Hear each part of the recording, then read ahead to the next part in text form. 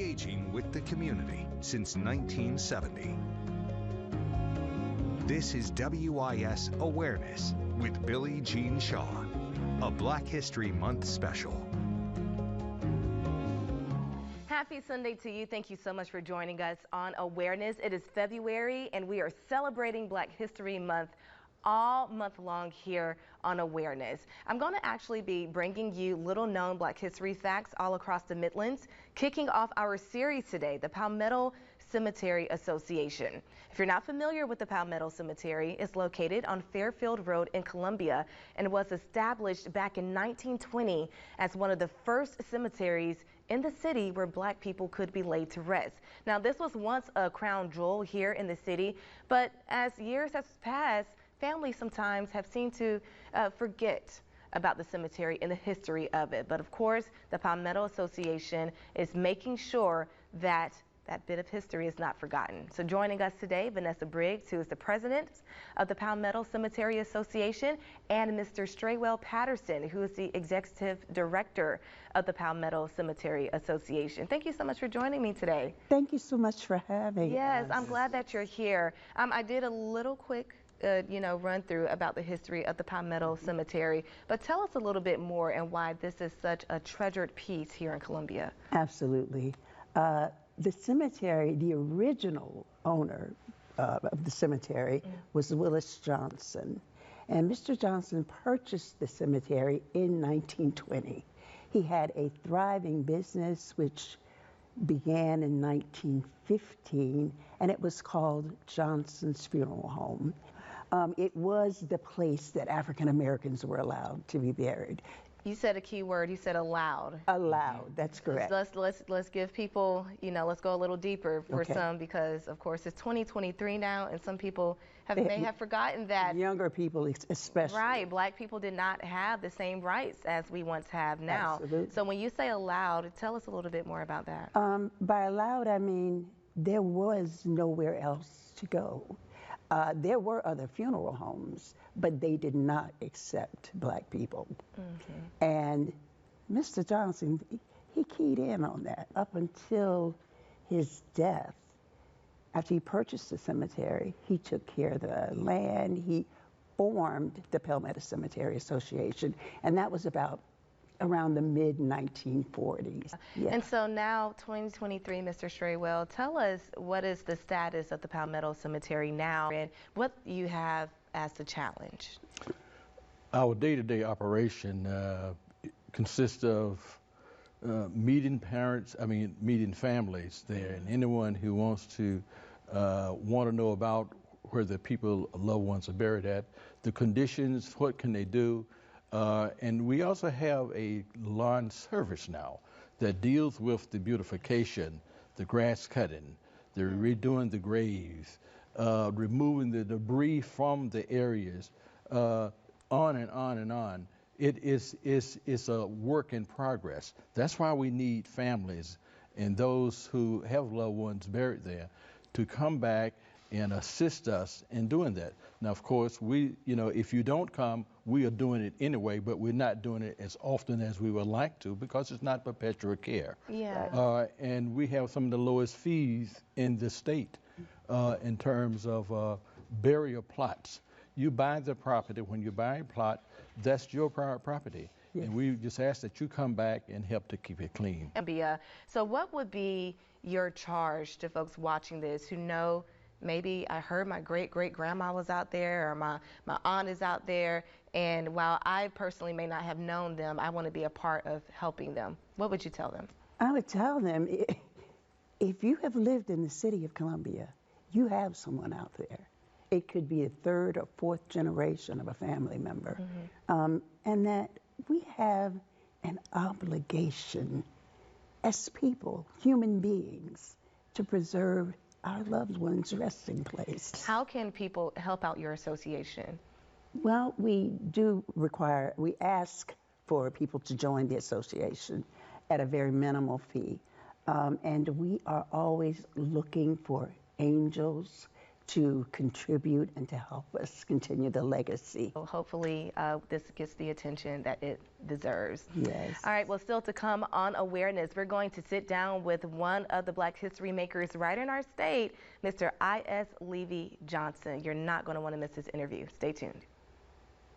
Welcome back to Awareness. We're downtown Columbia outside of the law office of Johnson Toll and Batiste, talking to one of the state's Black history makers, a living legend, Mr. I.S. Levy Johnson, who's done so much not only as an attorney, but a lawmaker as well. Check it out.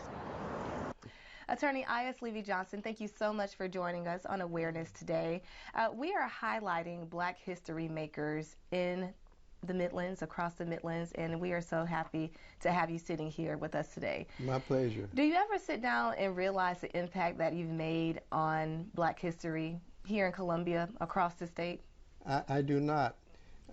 When I make speeches to young people, I always tell them that I do not consider myself a success, because I think success is a goal in life, and I'm still striving to be successful. I've had some very good experiences, but I'm still trying to be successful. Yeah, I understand that, but we have to give credit where credit is due. And I have to educate our viewers who may not be familiar with your background. You started making history at a very young age. You were the first Black person to graduate and complete the entire law curriculum at the University of South Carolina. Right. Tell us what year that was, and take us back to that time about how difficult that may have been for you. It was in 1968 when I graduated, and I'm very honored that they have unveiled a portrait in my honor at the University of South Carolina Law School. The challenge was when I enrolled at the University of South Carolina Law School, my first year in 1965, the first African American who had enrolled did not make it after his first year. So I was really scared, and but I was able to matriculate for 3 years and successfully graduated in 1968, and that got me started in the legal profession. Take us back to 1968. What was society like at that time, and why, so people can understand the context of why it was a big deal that you were able to complete that program at USC? Well, back in those days, just like now, we do not have integration, we have assimilation.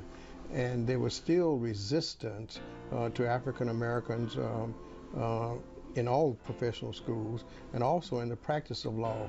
I was very fortunate when I graduated. I was tutored by the late Judge Matthew Perry, Lincoln Jenkins, and Harold Boulware.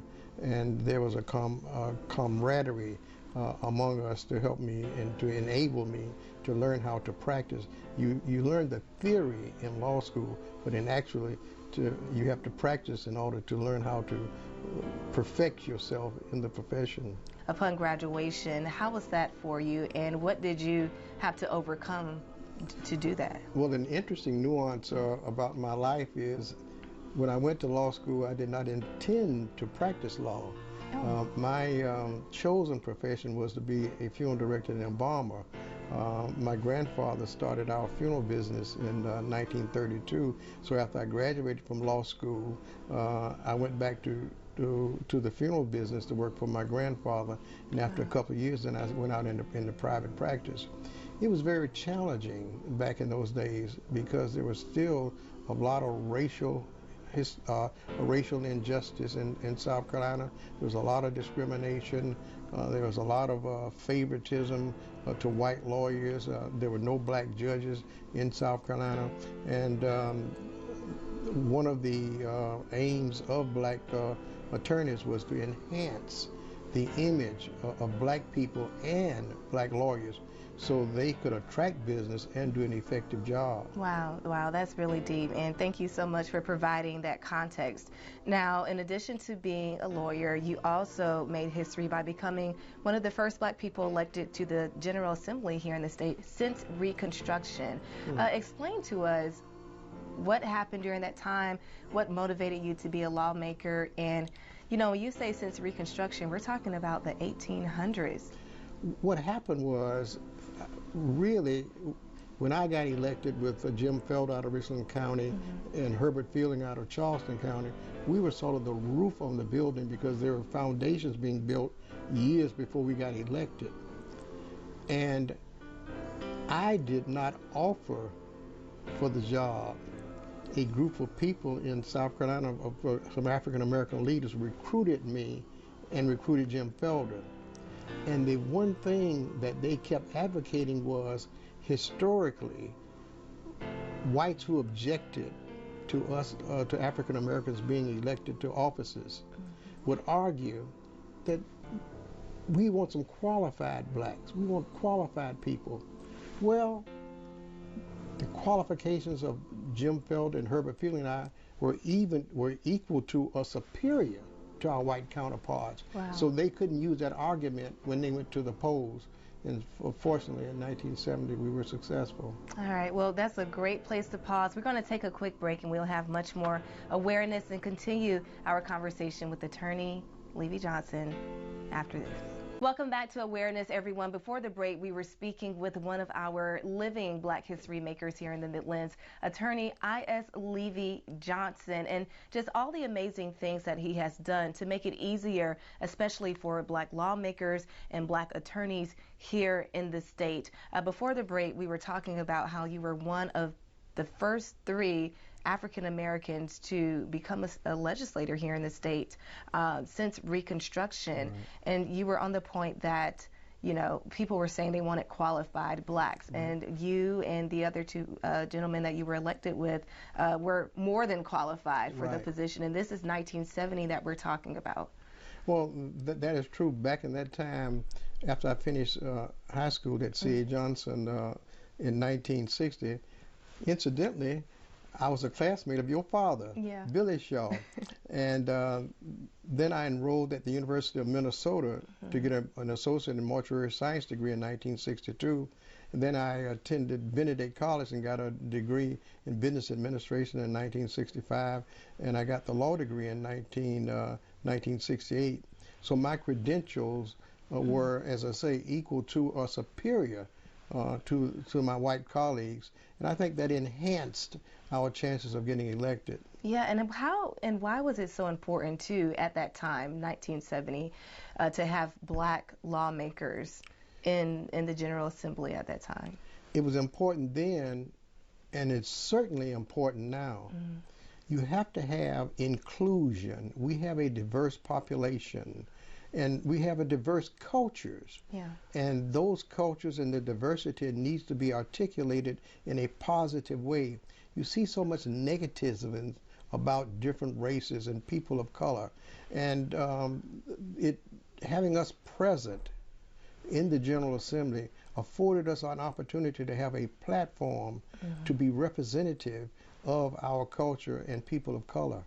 When you look ahead at, you know, what's happening now in 2023, and you see that you have Black judges, you see that you have Black attorneys. I remember there was an interview, I believe Johnny Cochran did, where he referred to himself as the I.S. Levy Johnson of Los Angeles. I mean, Johnny Cochran, who everyone knew from representing O.J. Simpson. When you think about where you came from, where it started at, where you were the only one in a room for so many years, and to now where you can walk into you can walk to the State House and see all these Black lawmakers, and you can go into a courtroom and see all these Black attorneys. What does that do for you? It still causes great concern. You take, for example, we have 2 retiring circuit judges, Casey Manning and the judge who is presiding over the trial, the Murdaugh trial. Judge Clifton Newman. Judge Clifton Newman. And they were up, their seats have been, replaced by white judges. So we've lost those 2 judges. We've lost about 4 or 5 Black legislators last year. I am concerned that in 2023, too many African Americans are suffering from an illusion of inclusion. They think that we have achieved a lot, but there's still a lot remaining to be done. Because white supremacy and these white races out there, they are combating the progress of people of color every day. Notice that I use the expression people of color. I never use the word of minority, because in so many people think that minority is a synonym for inferiority. And I don't believe that God created any superior race, and I know he did not create any inferior race. And statistically, at one point in time, if people wanted to be technical, to describe, the black community or people of color, people said minority, but the black race, there's so many more people now in the United States, so that is not even accurate to be using at this time, but you're right. What would be your message to those who may feel down or not as motivated, or they're thinking that we're going back? Because when I speak to some of my older family members at times, they're like, are we back in the civil rights movement sometimes? Right. So what would be your message to those people? Be encouraged. Keep the faith. I believe that it's always going to be a battle to improve the quality of life for everyone. And everyone must make an individual and a collective commitment to improving the quality of life for everyone. Well, I appreciate you so much for coming on Awareness, telling us about this, keeping it real, of course, for our viewers. Is there anything special that you're continuing to work on now? And I want people to know you are still a working man. We are sitting in his law office right now, so I appreciate you taking a step back from your desk and your piles of work to be able to speak with us today. But is there anything that you're working on right now that you would like to share with us? No, I'm not working on anything else right now, because I believe very strongly that others need to take on the battle right now. Yeah. And I believe that if I'm still occupying the seat, I'm blocking some of these more energetic and more talented people. So I'm trying to move over to afford them an opportunity to contribute and to benefit like I have. And pass the torch. All right, well, thank you so much. Of course, we'll have the full interview with attorney I.S. Levy-Johnson on our website, wistv.com/awareness. We'll be back to wrap up the show. Thank you so much for joining us on Awareness. A special thank you to our guests today, the Palmetto Cemetery Association and attorney I.S. Levy-Johnson. Thank you for your continued contributions to Black history.